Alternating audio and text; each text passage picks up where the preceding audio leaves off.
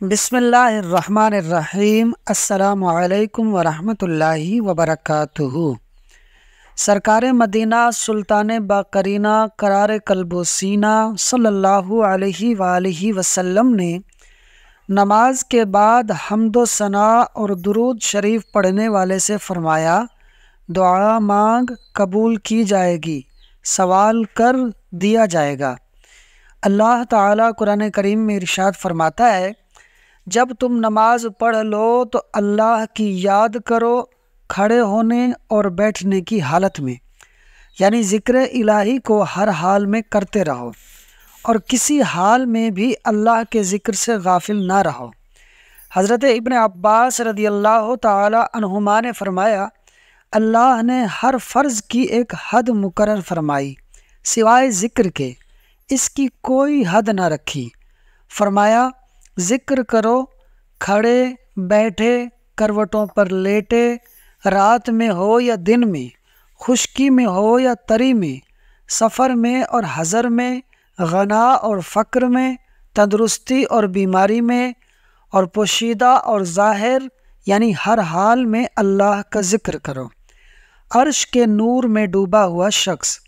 حضرت سیدنا ابو مخارق رضی اللہ تعالی عنہ سے روایت ہے کہ نور کے پیکر تمام نبیوں کے سرور، دو جہاں کے تاجور سلطان بحر و بر صلی اللہ علیہ وآلہ وسلم نے ارشاد فرمایا، معراج کی رات میں نے ایک شخص کو دیکھا جو عرش کے نور میں ڈوبا ہوا تھا، تو پوچھا، یہ کون ہے؟ کیا کوئی فرشتہ ہے؟ کہا گیا نہیں۔ میں نے پوچھا، کیا کوئی نبی ہے؟ عرض کیا گیا نہیں۔ میں نے پوچھا، پھر یہ کون ہے؟ کہا گیا یہ وہ شخص ہے جس کی زبان دنیا میں اللہ عز و جل کے ذکر سے تر رہتی تھی اور دل مسجد میں لگا رہتا تھا، اور اس نے کبھی اپنے والدین کو گالیاں نہیں دلائیں۔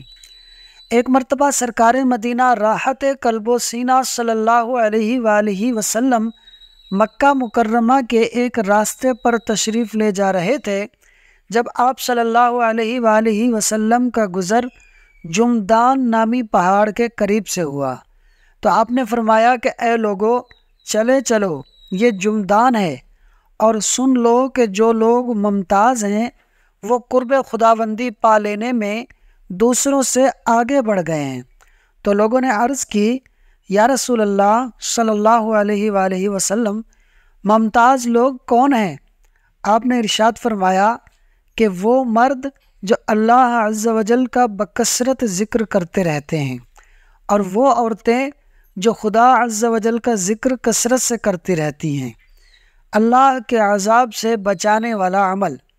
حضرت سیدنا معاذ رضی اللہ تعالی عنہ فرماتے ہیں، ذکر اللہ سے بڑھ کر کوئی شے ایسی نہیں جو اللہ عز و جل کے عذاب سے نجات دلانے والی ہو۔ سب سے معزل مال۔ حضرت سیدنا ثوبان رضی اللہ تعالی عنہ فرماتے ہیں کہ جب سونا اور چاندی کو جمع کرنے کے بارے میں آیت نازل ہوئی تو اس وقت رحمت عالم صلی اللہ علیہ وآلہ وسلم کے ساتھ ہم سفر پر تھے۔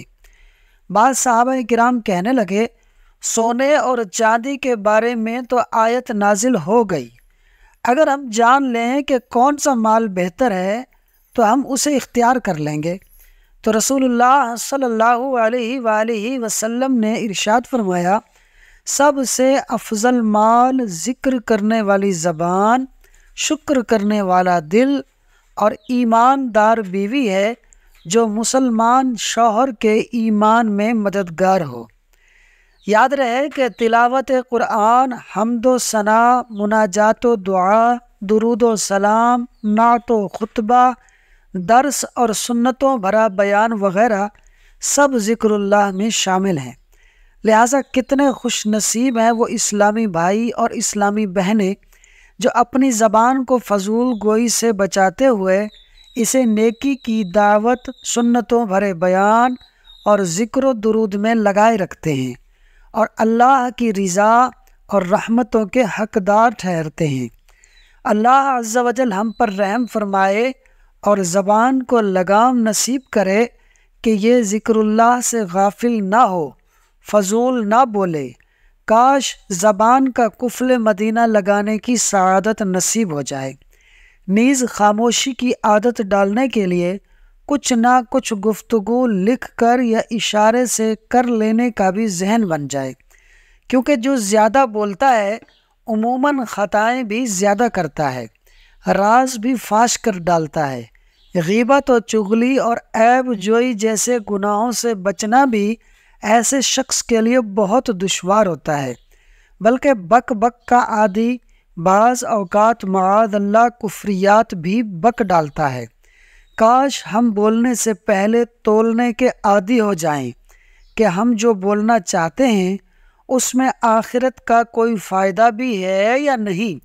اگر نہیں تو پھر زہ نصیب بات کرنے کے بجائے اتنی دیر ذکر اللہ کر لیا کریں، درود شریف پڑھ لیا کریں کہ اس طرح آخرت کا عظیم فائدہ حاصل ہو جائے گا۔ اللہ عز و جل کا شکر ادا کرنے کا طریقہ۔ حضرت سیدنا ابو ہریرہ رضی اللہ تعالی عنہ سے روایت ہے کہ شفیع المذنبین محبوب رب العالمین جناب صادق و امین صلی اللہ علیہ وآلہ وسلم نے ارشاد فرمایا، اللہ عز و جل فرماتا ہے کہ اے ابن آدم، جب تو میرا ذکر کرتا ہے تو میرا شکر کرتا ہے، اور جب مجھے بھول جاتا ہے تو میری ناشکری کرتا ہے۔ کرم والے لوگ۔ حضرت سیدنا ابو سعید خدری رضی اللہ تعالیٰ عنہ سے مروی ہے کہ حضور پاک صاحب لولاک صلی اللہ علیہ وآلہ وسلم نے فرمایا، اللہ عز و جل ارشاد فرماتا ہے، قرب قیامت جمع ہونے والے لوگ جان جائیں گے کہ کرم والے لوگ کون ہیں۔ عرض کیا گیا، یا رسول اللہ صلی اللہ علیہ وآلہ وسلم، کرم والے لوگ کون ہیں؟ فرمایا، مساجد میں ذکر کی محفل قائم کرنے والے، موتیوں کے ممبروں پر بیٹھنے والے۔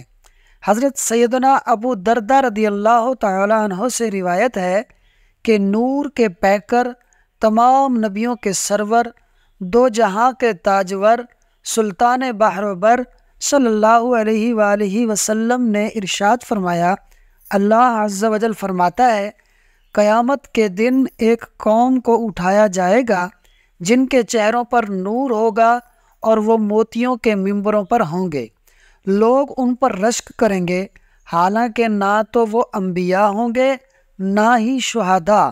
ایک اعرابی نے گھٹنوں کے بل کھڑے ہو کر عرض کیا، یا رسول اللہ صلی اللہ علیہ وآلہ وسلم، ہمیں ان کا حلیہ بیان فرما دیجئے تاکہ ہم انہیں پہچان سکیں۔